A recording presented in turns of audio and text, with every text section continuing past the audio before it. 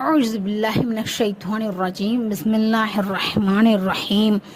Okay, தன்வீன் அல்லது சுகுன் பெற்ற நூனிற்கு பின்னால் இதுகாமுடைய எழுத்துக்களில் லாம் ரா இவ்விரண்டு எழுத்துக்களும் அல்லாமல், நம்ம இது ஏற்கனவே பார்த்துருக்கோம். தன்வீன் நூனே சாக்கியல என்ன அப்படின்னா, தன்வீன் அல்ல சுக்குன் பெற்ற நூனிற்கு பின்னால் இதுகாமுடைய எழுத்துக்கள் நாம் ரா வந்தால் அதை குன்னா செய்யாமல் ஓதணும் அப்படின்னு சொல்லி நம்ம பார்த்துருக்கோம். அதுதான் இந்த சட்டம்.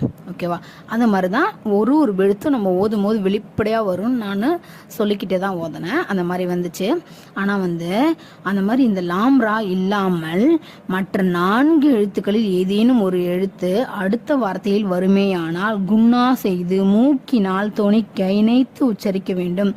இதற்கு இதுகாம் மல் குன்னா என்றும் இதுகாம் நாகிஸ் என்றும் கூறப்படும்.